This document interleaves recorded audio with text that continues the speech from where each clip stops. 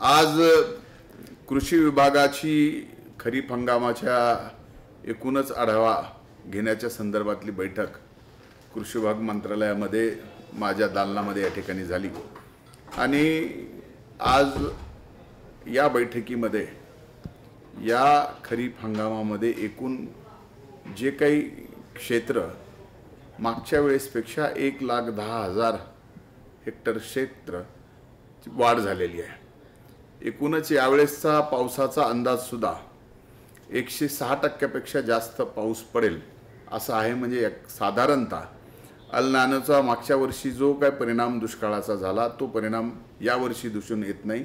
पाऊस चांगला पडेल म्हणूनच यावेळेस शेतकऱ्यांना खरीपाची पिकं घेत असताना बियाण्याची उपलब्धता ही कुठलेही अधिकचे पैसे न लागता अतिशय सुलभतेने या ठिकाणी मिळावेत यासाठी आजची बैठक ही महत्त्वाची बैठक होती। आम्ही आज विभागाला या ठिकाणी निर्देश दिलेत की कुठल्याही शेतकऱ्याला या ठिकाणी अधिकच्या भावानं बियाणं हे कुठल्याही विक्रेत्याने विकलं नाही पाहिजे आणि ज्या शेतकऱ्याला जे बियाणं पाहिजे ते बियाणं त्या ठिकाणी त्याला उपलब्ध करून देणं हे कृषी विभागाची, त्याचबरोबर जेवढी काही या ठिकाणी आज मागणी वेगवेगळ्या पिकाच्या संदर्भात 18 लाख मेट्रिक टनाची आलेली आहे बियाण्याची, त्याच्या बरोबरीनं 24 लाख मेट्रिक टनाची उपलब्धता आज आपल्याकडे आहे। त्याच्यामध्ये 13 लाख मेट्रिक टन हे आत्तापर्यंत वितरित झालेलं आहे, 6 लाख इन ट्रान्झिट आहे।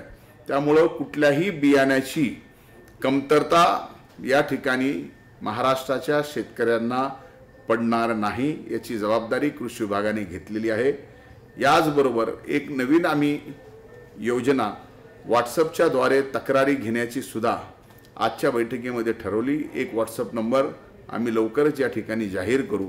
त्या व्हॉट्सअप नंबरवर जर कुठला डीलर, कुठला वितरक किंवा एखाद्या कंपनीच्या संदर्भात बियाणं न देणं किंवा बियाणं अधिकच्या भावानं विकणं अशा पद्धतीचे प्रकार जर काही घडत असतील तर त्या ठिकाणी त्या व्हॉट्सअप नंबरवर त्या शेतकऱ्यांनी जर तक्रार दिली तर त्याचं नाव गोपनीय ठेवून त्या तक्रारीची दखल तात्काळ हे कृषी विभाग घेईल आणि अशा प्रकारे जर कोण विक्रेता, कोण डीलर जर अधिकचे भाव देऊन शेतकऱ्याचा छळ करत असेल तर कृषी विभाग त्यांच्यावरती कारवाई करायला सुद्धा कमी करणार नाही।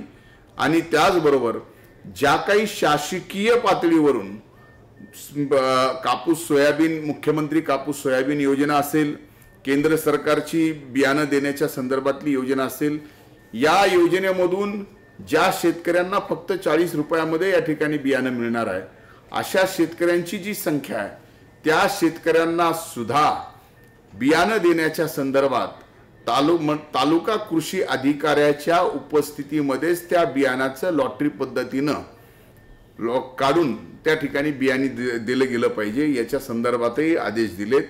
आणि ज्या तालुक्यामध्ये किंवा ज्या जिल्ह्यामध्ये किंवा ज्या विभागामध्ये कृत्रिम या ठिकाणी बियाणीची तुटवडा या ठिकाणी निर्माण केला जातोय असं दिसतंय त्या ठिकाणी सुद्धा अधिकाऱ्यांना कारवाई करायला सांगण्याचे आम्ही निर्देश दिलेले आहेत। कारवाई त्या ठिकाणी होईल आणि जर अधिकारी कुठले कारवाई करायला सुरू करतील त्यांच्यावरती सुद्धा कारवाई करण्याचा निर्णय आजच्या बैठकीमध्ये या ठिकाणी घेण्यात आलेला आहे। त्यामुळे माझी विनंती आहे महाराष्ट्रातल्या शेतकरी भावांना की यावर्षी पाऊस अतिशय चांगला या ठिकाणी पडणार आहे। आता आपण पूर्णपणाने निवडणुकीच्या बाहेर आलोत तर आपण आपल्या शेतीकडे जर अतिशय अधिकचं लक्ष या ठिकाणी दिलं तर यावेळेस निश्चितच उत्पादनही चांगलं येईल आणि खात्री देतो की उत्पादन आलेल्या आपल्या पिकाला भावही चांगला मिळेल। हे महाराष्ट्र शासनाच्या कृषी विभागाकडून या ठिकाणी मी आपल्याला शब्द देतो।